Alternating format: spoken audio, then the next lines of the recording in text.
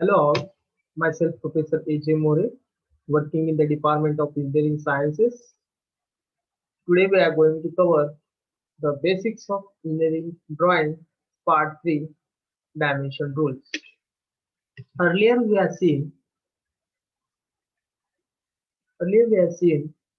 the basics of drawing in which we have seen the need of engineering drawing. Then we have learned the lettering, then types of lines and applications of engineering applications of lines. Now today we are going to cover the basics of dimensions, what is exactly the mean of your dimension and the systems of the dimension and certain rules to show the dimensions. So exactly what is the dimensions? What are the dimensions? Dimensions you can say so the as for me the dimension, the numerical value which is used to express the you can say numerical value to express the size and shape or the location or the orientation or form of the geometric form or geometric characteristics of the part. A method of communication to the machinists or the shop floor persons or any third party engineer in the production or in the design center. So we require a dimensions to show, express or show or to express the size, number of quantities, location, orientation, form, and the geometric characteristics of the part to be manufactured, part to be analyzed in the shop floor or at the design center. So this is what we can express or what is the dimension means. Another way I can express the dimension is right uh,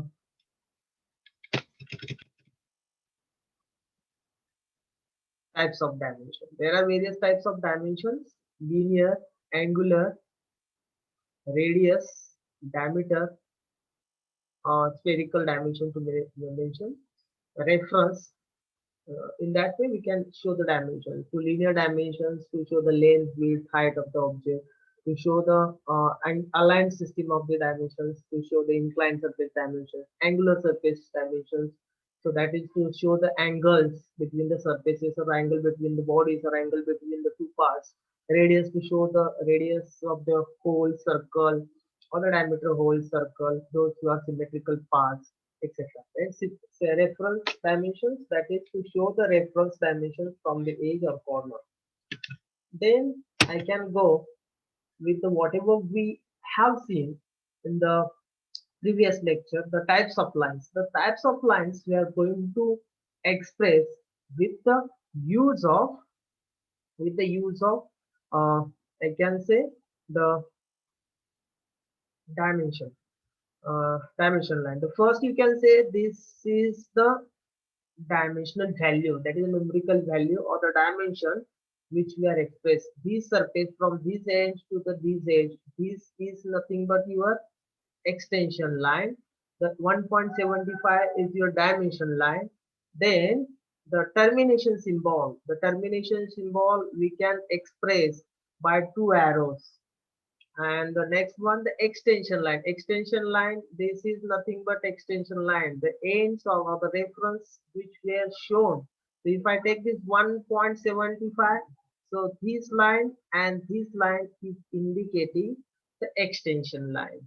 And the next one, the radius to serve to show the reference or to show the arc, to show the whole dimension, to show the radius, to show the diameter. We are using R for the radius, that is R12.5, and that is R is radius symbol. You can see this is the radius symbol. Then leader line is expressed in this way to show the diameter, to show the radius.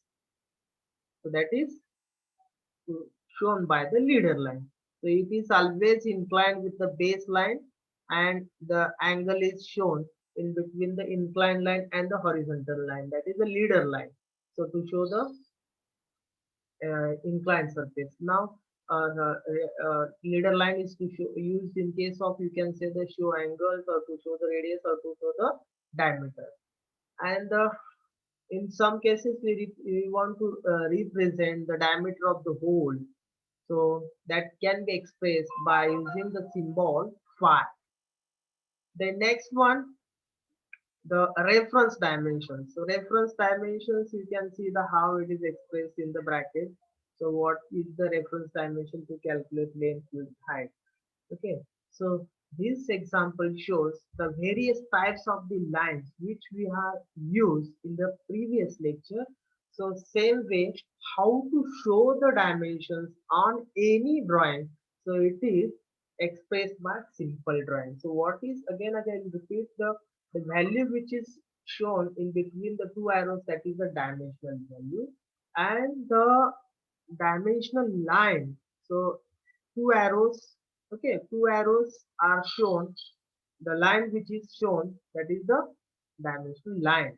Okay, the center line is, you can see the center line. This center line are to show the symmetrical part, to show the center of the circle, to show the center of the hole, or to show the symmetry of the parts. So we can use the center line. Again, if I want to use, if I want to use, or if I want to show the hidden parts, if I want to show the the parts which are not visible in complex shapes, in complicated shapes, I can use these dotted lines, these dotted lines, and the center line to show the symmetrical lines. So in this way, we can use the dimensioning techniques and the types of lines which we see in the previous lecture of part 2.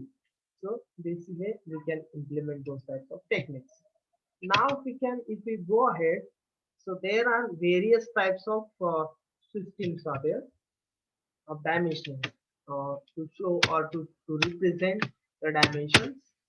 So if you go ahead, so that before that we should show, see what is the, before that we should see what is the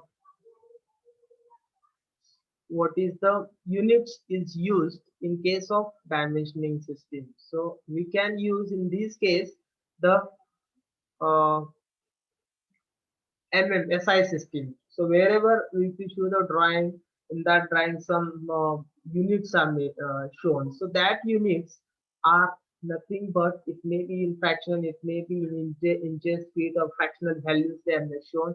So those values I can represent in our case, in our systems of the dimensioning. So that is the SI systems we are going to use, and those all values will be measured in mm, that is a millimeter. Okay, unless the dimensions are not specified, we have to assume if the dimension not specified on the drawing, so whether it is inch system or the fraction system or feet or metric or English system, so we have to assume all dimensions are in mm. See, we are going to refer the every time the systems which are in SI system, that is a metric system, and all dimensions are in mm. Okay, then if we go ahead,